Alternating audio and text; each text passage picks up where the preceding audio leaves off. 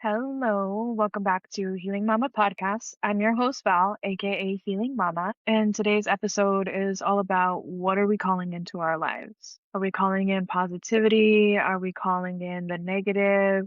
So I challenge you to stop and think, what have you been saying? What have you even been thinking about lately? And do you see that as a reflection to what is becoming true to your reality? And I really want to talk about the life that we're creating through our thoughts, through our words, through our habits, and everything that we are calling into our lives every single day. And before we jump into it, I want to let you know this episode isn't to say that anybody's perfect, right? It isn't about always trying to be positive and pretending to like slap a smile on our faces and keep going. This is about becoming aware because in all reality, awareness changes everything. Because a lot of people I feel shrug it off and deal it to bad luck, right? And but what if it's not bad luck? What if it's something that you're calling in? What if your situations are coming to existence based on the beliefs that you've carried throughout the years? For example, with myself, I, for the longest time, would say, like, of course that happened to me. That would be my luck. So everything that was happening to me, I would say, honestly,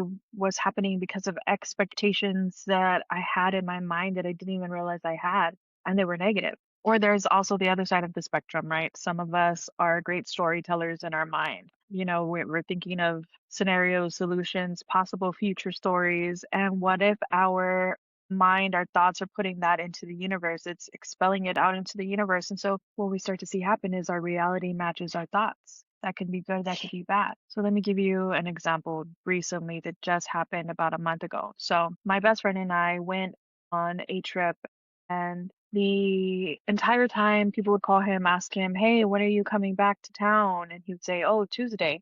And I looked at him the first time and I was like, "Tuesday? You fly back to Texas on Monday?"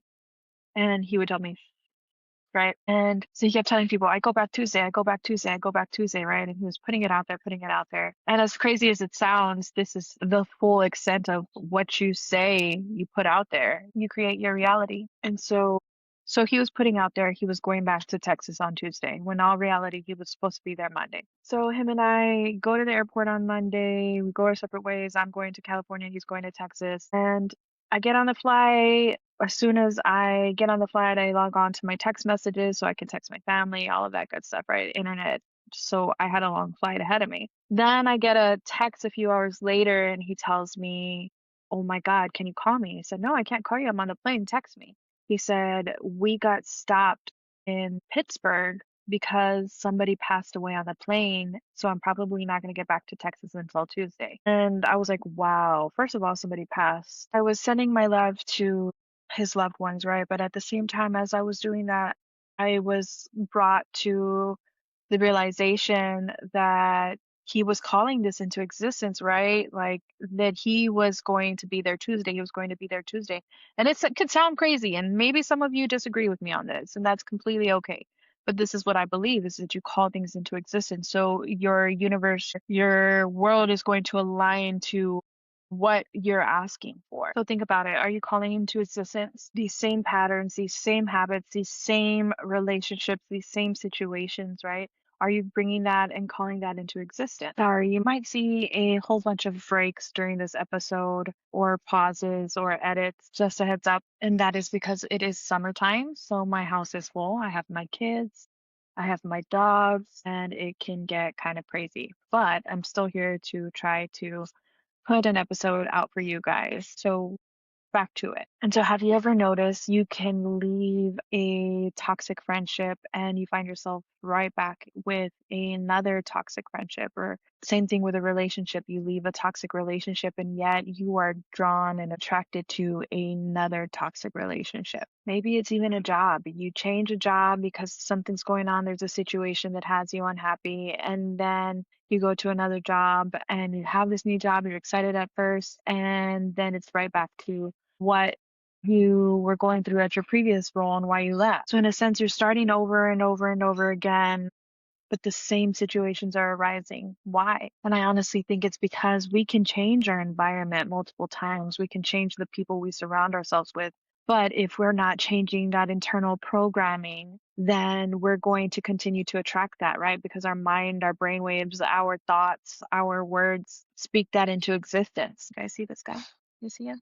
He's trying to make an appearance. And so until we heal that side of us and we work on that programming, we're going to keep recreating the same experiences that are driving us nuts. Because for so long, I thought everyone else was the problem, right? That it was just bad luck. Everyone else was the problem. The situations that I was in had nothing to do with me. And now that I've been working on myself and I really try to dive deep into my life and what I'm putting out there, I can see that it's our thought processes. And a lot of the times people think like, oh, I'm just thinking something. It says it doesn't mean anything, but it does. So I think I've told you guys this in the past. There was a study done on an Olympic runner, and they put these devices on him to track the way his brain waves were when he was running.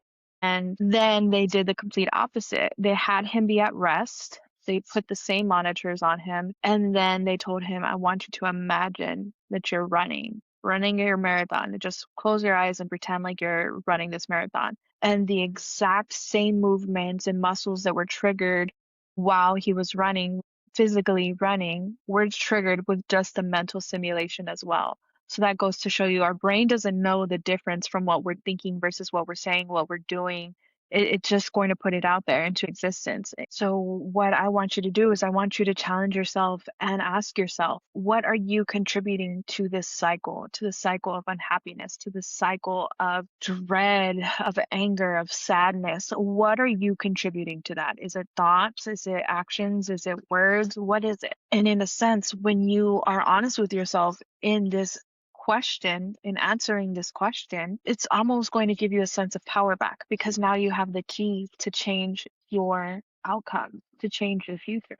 Because if you've been contributing to this cycle, you can also change the cycle, if that makes sense. So for me personally, right, I would overthink things. I would question people's intentions. I would prepare myself for heartbreak before it even happened. I was living in fear of tomorrow versus living in today's reality. And maybe somebody listening is doing the same thing. Maybe you're constantly waiting for the other shoe to drop. Maybe a part of you is afraid to be happy because you've trained your mind, your heart, your soul to believe that happiness is only temporary, or perhaps that you don't even deserve to be happy. Maybe you're afraid to trust because your trust has been broken before. Maybe you're afraid to dream big and step out into this new business venture because you're afraid of failure, because you've been disappointed before. Maybe a part of you is afraid to believe that things could get better because for so long you've just lived in hurt and sorrow and pain, and you've spent years surviving. And I get it. I really do. I feel like when we've lived through so much trauma, our brains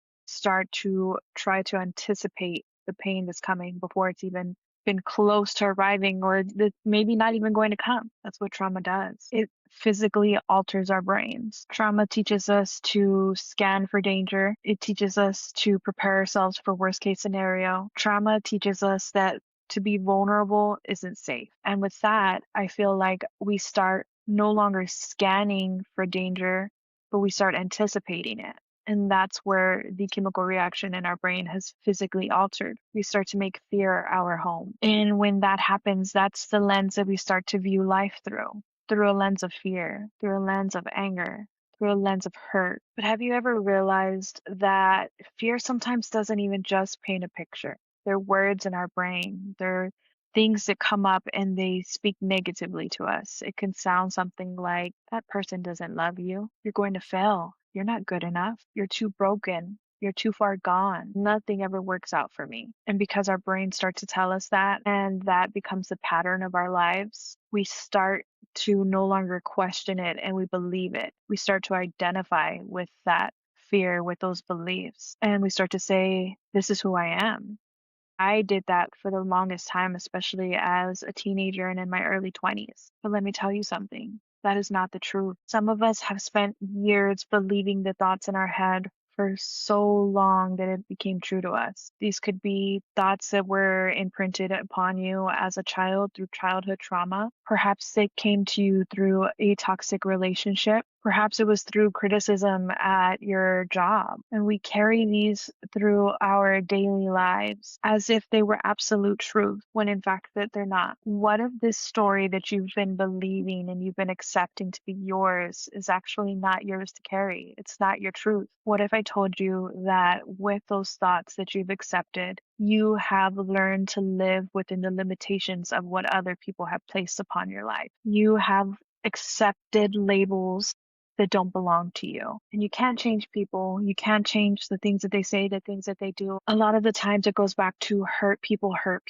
but you can question what they're telling you, and you can question why you're believing it and you're putting it upon your life and you're accepting it. And it goes back to a quote where I had this quote for probably about a year on the wall. And it says, your thoughts become your beliefs become your actions become your habits become your lifestyle, and your lifestyle becomes your character. So everything starts with that thought, that belief. And so that's why this conversation is a very important conversation to have, to really think about, to focus on what you're putting out there, your beliefs, your words, everything does come back. Because whether you believe it or not, we're constantly sending out instructions into the universe, into the world, as to what we want, what we feel we don't deserve, or what we do deserve. So we start to tell our brain what to expect, what to believe, what is true, and our brains start to create, and the universe listens. So your mind and the power of the tongue is very, very, very powerful. And I don't think